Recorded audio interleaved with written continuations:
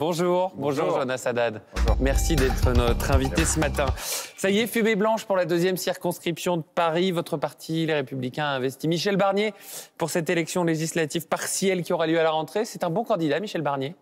Oui, c'est un bon candidat. Et puis surtout, cette commission d'investiture a reprécisé cette décision en deux branches. Un, Michel Barnier investi par la commission d'investiture. Deux, nous avons désigné Agnès Séveraine, qui est la présidente de la Fédération de Paris, pour faire en sorte que Rachida Dati, que nous avons réaffirmé hier comme étant la candidate la mieux placée pour les municipales à Paris, trouve un accord avec les Républicains pour qu'on puisse remporter et la législative et la municipale en deux temps. Sauf que Rachida Dati, ça n'a pas l'air de la satisfaire. Elle disait dans le journal Le Parisien qu'elle serait candidate jusqu'au bout, quoi qu'il arrive. Est-ce que c'est pas un peu dangereux, ça? C'était avant la fin de la commission d'investiture où j'étais, donc je pense que dans les jours... Vous pensez qu'elle ne va pas se maintenir? Je dis pas ça, je dis que les jours qui viennent vont faire en sorte qu'on puisse trouver un accord qui fait en sorte de gagner et de maintenir cette dynamique. Vous savez, sur les dernières élections partielles, les Républicains ont gagné toutes les législatives et toutes les municipales. On veut continuer à gagner et donc c'est pour ça qu'on a trouvé cet accord qui nous semble bon. C'est un nouveau psychodrame auquel on assiste chez LR. On a eu droit à Copé-Fillon, on a eu le droit à Éric Ciotti l'été dernier, Retailleau-Wauquiez il y a quelques mois. C'est un petit peu habituel quand même dans votre famille politique, ces duels fratricides. Je trouve que Retailleau-Wauquiez, ça s'est plutôt bien passé. Et que là, on est dans un psycho... Vous jugez que ça s'est bien passé hier? On est dans un dramouné, quoi. C'est un dramouné. C'est pas très méchant. Et là, on va faire en sorte que qu'on trouve un accord. Donc vous demandez à Rachida Dati de rentrer dans le rang? Non, c'est pas ce que je dis. Je dis vraiment que Rachida Dati est la mieux placée pour gagner Paris. Et je veux pas pour la législative. Et je veux faire en sorte... jusqu'à preuve du contraire, on peut plus être député-maire. Voilà. Très bien. L'actualité, c'est aussi cet accord sur les droits de douane entre l'Union européenne et les États-Unis, très décrié en France. François Bayrou, hier, a parlé de soumission. Est-ce que l'Europe s'est couchée? Je trouve, oui. Nous étions déjà la colonie numérique des États-Unis parce que nous dépendions d'eux sur tous les services numériques. On ne peut pas devenir leur colonie économique. Ce n'est pas un accord qui a été signé hier, c'est un tribut. D'ailleurs, sur la forme, vous voyez comment Mme von der Leyen va sur le golf de M. Trump pour signer cet accord. M. Trump n'est pas notre ami, mais M. Biden ne l'était pas non plus. En fait, en politique, notamment internationale, comme disait De Gaulle, on n'a pas des amis, on n'a que des intérêts. Et nous devons défendre nos intérêts. Premier point, nous devons demander à ce que nous remettions en cause l'accord qui concerne notamment tout ce qui concerne le numérique. On ne peut plus être cette colonie numérique-là. Et deuxièmement, il faut que ce soit un réveil, un signal d'alarme pour tous les Européens. Il faut qu'on redevienne un continent de producteurs. J'ai l'impression, là, depuis hier, que tout le monde est un peu comme le phare, le lapin dans les phares de la voiture, en disant « Ah là, mais qu'est-ce qu'on peut faire ?» etc. Eh bien, dans tous les autres pays, quand on a un accord comme ça, on décide d'agir. Regardez ce que fait Milei en Argentine, regardez ce que fait Meloni en Italie. Ils baissent massivement les charges et ils font en sorte qu'ils redeviennent producteurs et attractifs. C'est des exemples pour vous, Milei et Meloni? Mais à un moment, il faut être agile. On ne va pas rester comme ça à rien faire. Ce que j'ai du mal à comprendre personnellement, et je pense que je ne suis pas le seul, c'est qu'il se trouve que Ursula von der Leyen, c'est votre alliée au Parlement européen. Elle fait partie du même parti que les Républicains, le PPE, le Parti populaire européen. C'est quand même difficile à suivre, non? C'est difficile à suivre parce qu'il ne vous a pas échappé que comme nous sommes 27 pays, il faut se mettre d'accord. Or, j'ai l'impression que cet accord, entre guillemets, n'a pas reçu l'assentiment de tout le monde. Hier, on entendait les Allemands se féliciter de cet accord. Mais bien évidemment, les Allemands, ils sont beaucoup plus d'industrie à l'intérieur de leur économie que nous-mêmes. Qu'est-ce que vous faites dans le même parti qu'eux si vous n'avez pas les mêmes objectifs? Justement, on essaie de trouver des voies et moyens. Et c'est ce que je vous dis hier. Et je trouve que la position du Premier ministre a été intéressante.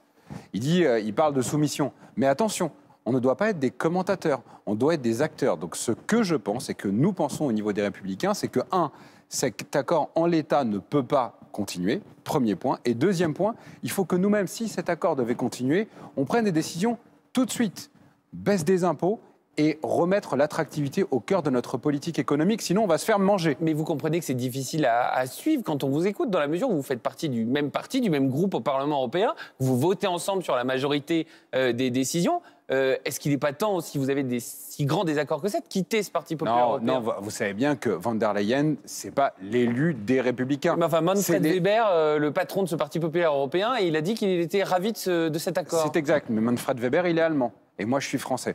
Et je vous dis que dans la position française, ça ne nous va pas. Et que comme ça ne nous va pas, on est la deuxième puissance économique de ce continent, on est la première puissance militaire de ce continent, on peut très bien dire, ça ne nous convient pas. Qu'est-ce qu'il faut faire aujourd'hui pour... Est-ce qu'il faut ne pas ratifier cet accord? Alors là, ça sort de mes pouvoirs. Je ne suis ni président de la République, ni ministre des Affaires étrangères. En revanche, ce que je sais, et je le dis par rapport au gouvernement actuel, c'est que ça, c'était une vraie préoccupation. Quand la semaine dernière, on s'est gossé pour la reconnaissance de l'État palestinien, etc., ce n'était pas l'urgence. L'urgence, c'était ce deal-là, cet accord qui est venu sur la table et sur lequel nous n'avons pas été assez vigilants. On a manqué de vigilance. Et là, il faut corriger le tir, je le pense.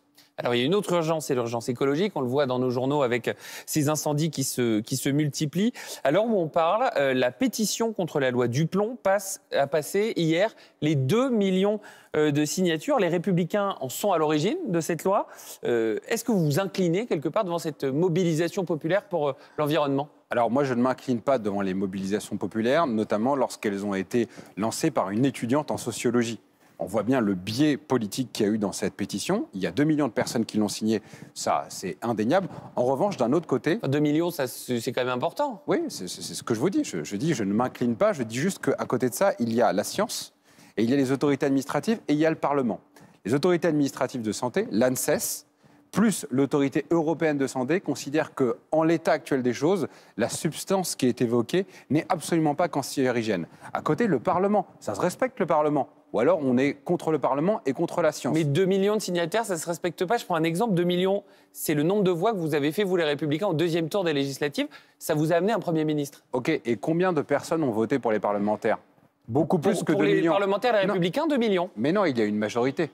Donc vous voyez qu'aujourd'hui, c'est le Parlement dans son ensemble, que ce soit le Sénat, dans lequel nous sommes majoritaires et dans lequel on a eu beaucoup plus que 2 millions de votants, et l'Assemblée... C'est pas au suffrage universel direct, le Sénat. C'est pas faux, mais c'est pour ça que je vous parle du Parlement dans son intégralité. Et Dieu merci, nous ne sommes pas la seule force au Parlement. Il y a Renaissance, il y a Horizon, il y a le MoDem, il y a le RN, et tous ces gens-là ont tous voté pour cela. Mais pourquoi ? Parce qu'ils se sont basés sur la science. Et moi, je dis, notamment à ceux qui sont signataires de cette pétition, ne vous maintenez pas uniquement dans une position sociologique de cette étudiante en sociologie. Regardez ce que disent les études. On ne peut pas en permanence dire à des gens qui sont climato-sceptiques, vous niez la réalité du chauffement climatique, vous niez la réalité de ce que dit le GIEC, et d'un autre côté, nier la réalité scientifique. Il y a des scientifiques aujourd'hui qui sont très critiques vis-à-vis de cet acétamipride. J'en suis.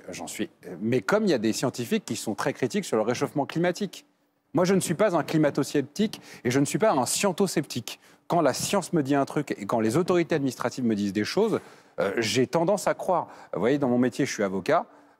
Lorsque des gens me posent une question, j'espère qu'ils me croient lorsque je leur donne une réponse. Et là, il y a des autorités qui sont dédiées à ça. Alors, l'autre débat de la rentrée, c'est le budget. François Bayrou a présenté ses 40 milliards d'économies il y a quelques semaines. Il y a pas mal de coupes dans le secteur de la santé, sur les franchises médicales, par exemple, qui vont être augmentées. Est-ce que ça vous convient chez les Républicains ? En l'état actuel, ce budget ne nous convient pas parfaitement. Ça, c'est une évidence. En revanche, il y a un cap qui a été donné, c'est le fait que dans les personnes qui doivent faire des efforts, il y a l'État. Vous voyez, on dit souvent, c'est telle catégorie de population qui doit faire un effort, c'est voilà, un tel. Et là, c'est l'État qui doit faire des efforts. Il y a une chose qui nous manque en revanche, et je le dis sur votre plateau calmement, c'est que le mot immigration n'a pas été prononcé. Et la réalité de ce budget, c'est qu'il faut que tout le monde fasse des efforts. C'est vrai, les Français, comme les étrangers qui habitent en France. Et donc, il n'est pas normal, par exemple, que sur les frais de santé dont vous parlez, certains étrangers, notamment les clandestins, soient mieux remboursés que des Français.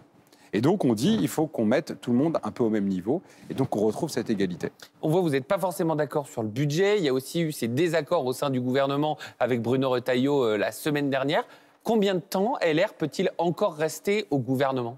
Pour l'instant, et vous le savez, on est rentré au gouvernement collectivement pour faire en sorte que LFI et ses alliés, NUPES et Colo, ne soient pas au gouvernement. Donc, pour l'instant... Donc, c'est juste pour bloquer, pas pour produire des lois et du changement. Si, bien évidemment, parce qu'il faut quand même, l'État doit continuer à avancer. Mais ce que je dis, c'est que, vous voyez, les gens ont été étonnés quand Bruno Retailleau a déclaré « je ne suis pas macroniste ». Mais nous n'avons jamais été macronistes. Nous avons fait en sorte de rentrer dans une majorité gouvernementale pour faire en sorte de faire obstacle à cette majorité qui aurait été élue. Parce que sinon, ce matin, j'aurais commenté les décisions de Lucie Castet, Premier ministre, ou de Rima Hassan, ministre des Affaires étrangères.